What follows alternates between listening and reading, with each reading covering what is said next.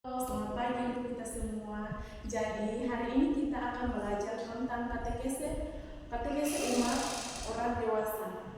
Baik, langsung saja kita melihat bagian yang pertama, yaitu tentang pendahuluan. Di dalam bab ini terdapat beberapa pokok yang pertama, pengertian katekese.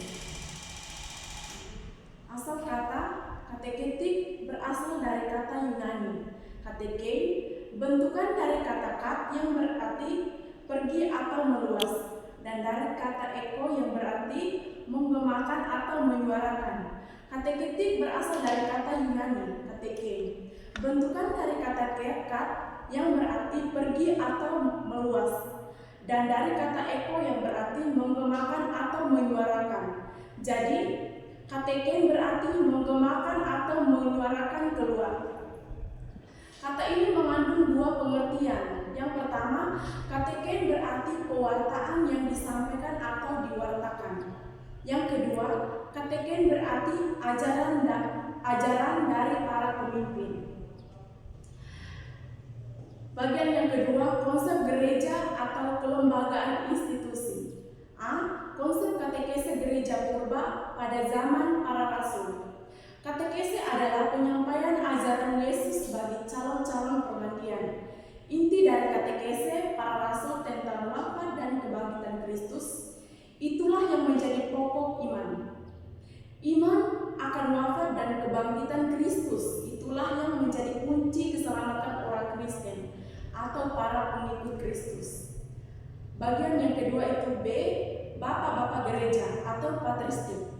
Katekese adalah pengajaran dan latihan-latihan bagi calon baptis.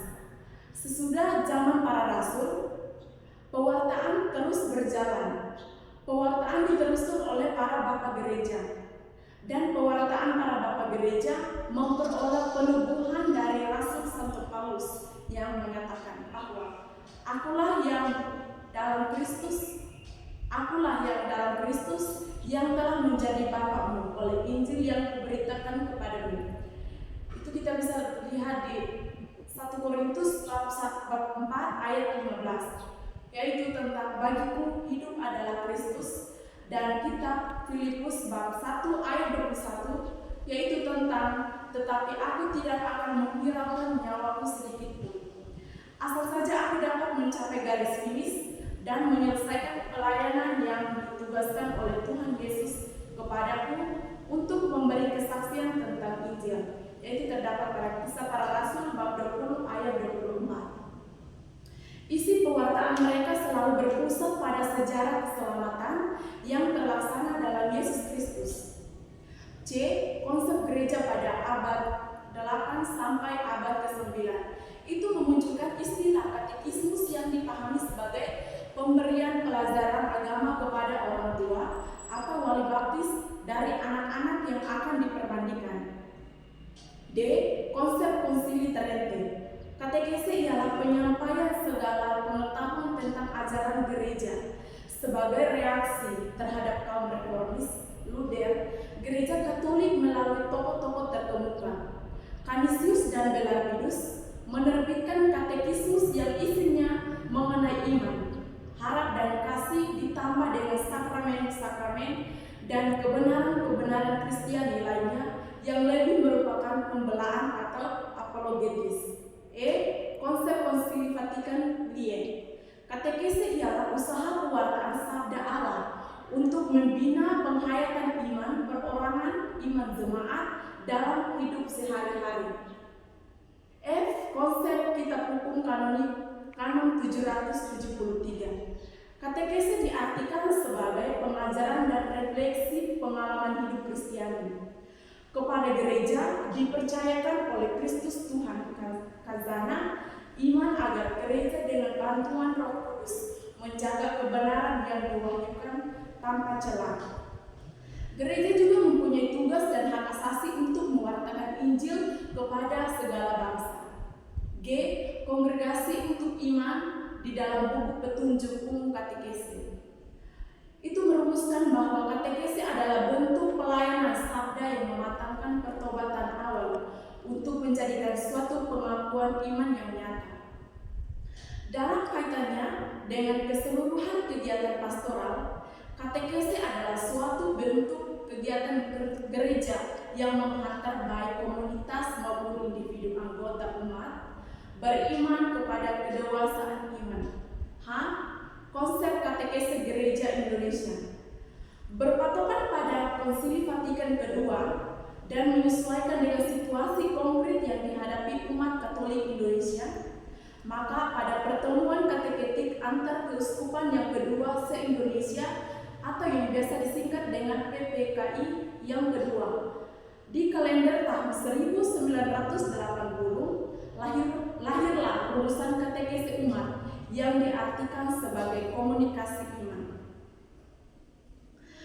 Dan pada tanggal 29 Juni sampai 5 Juli 1980, Gereja Katolik Indonesia melalui PPKI yang kedua memperkenalkan katekese umat, katekese ala Indonesia. Katekese ini merumuskan yang pertama, katekese umat yang diartikan sebagai komunikasi iman atau tukar menukar iman atau penghayatan iman antar anggota jemaat.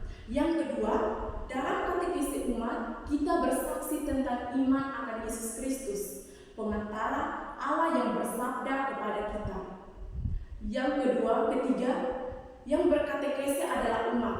Peran dan keterlibatan umat dalam karya katekese sesungguhnya menjawab pengertian gereja sebagai umat Allah. Yang keempat, dalam katekese umat, fungsi pemimpin katekese adalah pengarah dan pemuda atau fasilitator, yaitu pelayan yang menciptakan suasana komunikatif. Yang keenam, komunikasi iman dalam katekese umat menempatkan peserta sebagai sesama dan iman yang sederajat. Mereka saling bersaksi, berdialog dan dalam suasana terbuka, ditandai sikap saling menghargai dan saling mendengarkan. Yang kedua, konsep para penulis atau ahli katekese. Penulis atau para ahli kateketik merumuskan istilah katekese beraneka ragam. Ada yang merumuskan istilah katekese dari sudut akar kata bahasa. Yang lain mencoba memahami dari sudut fungsinya. Yakob Papo dalam bukunya yang memahami katekese pada tahun 1987, ia merumuskannya dari sudut bahasa. Katekese berakar pada kata bahasa Yunani kateke, bentukan dari kata ka, yang berarti pergi atau meluas, dan dari kata eko yang berarti menggemakan atau menyuarakan. Kata ini mengandung dua pengertian. Yang pertama, kateken berarti pewartaan yang sedang disampaikan. Yang kedua, kateken berarti ajaran dari para pemimpin. Dalam pengertian realis, katekese adalah segala usaha untuk menyampaikan ajaran iman atau pengajaran gereja kepada manusia yang hidup dalam situasi konkret. B. Dr. Marianus Ella Umbanua, OFMK, dalam bukunya yang berjudul Ilmu Kateketik pada tahun 1991, ia mengatakan dalam kitab suci terdapat sejumlah kata katekese. Arti aslinya membuat, bergema, menyebabkan sesuatu bergaul. Kata katekese ditemukan dalam Injil Lukas bab 1 ayat 4, yaitu diajarkan, dan kitab Kisah Para Rasul bab 18 ayat 25, pengajaran dalam jalan Tuhan, dan Kisah Para Rasul bab 21 ayat 21 itu mengajar, dan kitab Roma bab 2 ayat 18 diajar. Kitab 1 Korintus bab 14 ayat 19 mengajar, dan kitab Galatia bab 6 ayat 6 pengajaran. Dalam konteks ini, katekese dimengerti sebagai pengajaran, pendalaman, dan pendidikan iman agar seorang Kristen semakin dewasa dalam iman. Jadi, katekese biasanya diperuntukkan bagi orang-orang yang sudah dibaptis. C. Adolf Heuken SJ dalam bukunya Ensiklopedia Gereja mendefinisikan katekese berasal dari bahasa Yunani yang artinya mengajar secara lisan atau memberitahukan. Menurut Pater Adolf, katekese itu pengajaran atau pembinaan. dasar hidup Kristiani, yakni iman dan perilaku Kristiani yang diberikan oleh orang tua, guru agama atau katekis. Hal yang sama diungkapkan oleh A.P. Bodiono HD. Katekese berarti ingin menolong supaya dapat belajar hidup dari iman. D. Hippolytus mengartikan katekese sebagai pelajaran agama bagi katekumen atau calon permandian. Dari pemahaman masing-masing, baik gereja maupun kateket dapat dirumuskan. Katekese ialah pewartaan iman, pembinaan iman yang ditunjukkan kepada manusia atau gereja yang hidup dalam situasi konkret dengan isi warta menyangkut Allah, Yesus Kristus, Roh Kudus, dan gereja, agar orang yang mendengar dapat bertobat, bersatu kembali dengan Kristus di dalam gereja. B. Istilah-istilah. Terdapat berbagai macam istilah yang berhubungan dengan katekese. Istilah-istilah itu diperlu diketahui agar lebih dipahami makna dan karya katekese. Yang pertama, katekese, usaha pengajarannya atau pendidikan agama bagi calon permandian atau bagi umat. 2. Kateketik, yaitu pemikiran yang sistematis dan pedagogis tentang ajaran agama bagi manusia dalam situasi konkret hidupnya. Yang ketiga, katekis, guru agama atau orang yang atas nama gereja mewartakan sabda Allah. 4. Katekismus, yaitu buku yang berisikan ajaran-ajaran pokok agama atau gereja yang penting dalam bentuk tanya jawab. Dan yang kelima, katekumen, yaitu calon-calon permandian yang sedang dipersiapkan dengan pelajaran agama untuk menerima permandian. Yang keenam, katekumena, masa persiapan atau masa pendidikan bagi calon-calon permandian. Yang ketujuh, kateken, orang yang ahli dalam bidang katekese. C. Katekese dalam tugas pastoral. Jadi, gereja adalah himpunan umat Allah yang percaya kepada Kristus. Umat Allah ini harus mengembangkan diri, khususnya dalam kehidupan imannya, dan mengembangkan dunia agar dunia menjadi lingkungan yang hidup yang layak. Kedua kewajiban ini merupakan tugas pastoral gereja, yakni usaha, bimbingan, dan pengembangan iman umat dan pelayanan atas dunia yang bertolak dari situasi konkret umat dan dunia. Biasanya gereja mengembangkan diri dan melayani dunia melalui 5 macam usaha gereja. Kelima macam usaha itu adalah 1. Pewartaan atau katekese, dan yang kedua ibadat atau liturgi, yang ketiga bimbingan khusus atau kumenik, yang keempat perwujudan iman dalam masyarakat atau diakonia, yang kelima pembentukan jemaat atau koinonia. 1. Pewartaan atau katekese. Katekese sebagai komunikasi iman adalah usaha untuk tukar-menukar pengalaman iman, meneguhkan, mengembangkan, dan mengarahkan serta menggairahkan kembali imannya.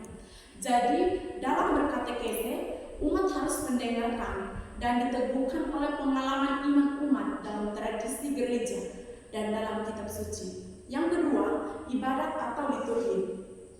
Ibadat adalah perayaan iman.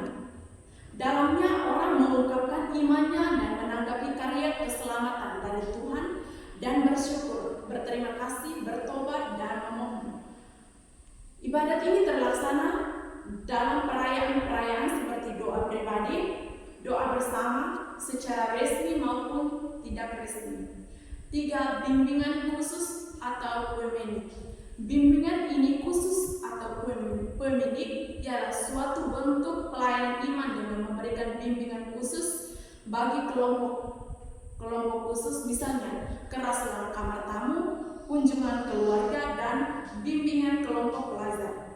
Kelompok khusus yang dibimbing ini sifatnya meluas atau terjangkau pada kelompok-kelompok manusia dalam masyarakat umum dan tidak terbatas dalam gereja sendiri. 4. Perwujudan iman dalam masyarakat atau diakonia.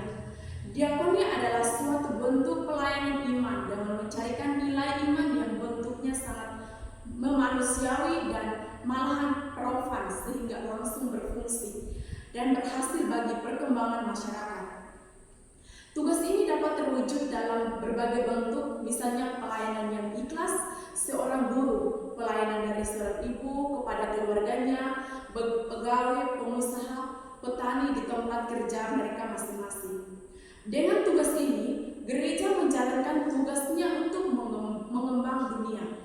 Tugas ini berasal dari hakikat hidup gereja sendiri, karena gereja harus menjadi garam dan terang bagi dunia. Yang kelima, pembentukan jemaat atau koinonia. Pembentukan jemaat atau koinonia ialah suatu bentuk pelayanan iman dengan memperhatikan segi kebersamaan dalam jemaat. Misalnya, kerukunan dan kerjasama dalam umat, nilai-nilai dan ciri khas kehidupan kelompok, umat, dan sarana-sarana. Katekesi atau pewartaan merupakan salah satu tugas pastoral gereja yang bergiat dalam komunikasi iman. Katekesi menanamkan sikap dasar pada setiap orang Kristen, yakni sikap iman sehingga orang dapat lebih beribadah, menjalankan bimbingan khusus, mewujudkan iman, dan meningkatkan usaha pembentukan jemaat. D. Hubungan ilmu-ilmu lain dengan katekesi. Yang dimaksud dengan ilmu-ilmu lain di sini ialah ilmu manusiawi dan teologis. Ilmu manusiawi ialah pemikiran yang mendalami diri manusia, masyarakat, dan alam sekitar berdasarkan terang budi seperti antropologi, sosiologi, psikologi, dan pedagogi. Teologi adalah pemikiran yang menyoroti manusia, masyarakat, dan alam sekitar menurut wahyu ilahi seperti eksegese, evangelisasi, kerikma. Ilmu-ilmu itu mempunyai hubungan dengan katekese. Yang dimaksudkan dengan hubungan di sini ialah sejauh mana sumbangan dari ilmu-ilmu itu dapat diberikan bagi katekese sehingga katekese dapat berdaya guna. Baik, pertemuan kita sampai di sini saja. Materi selanjutnya akan dijelaskan pada minggu depan. Terima kasih dan selamat pagi untuk kita.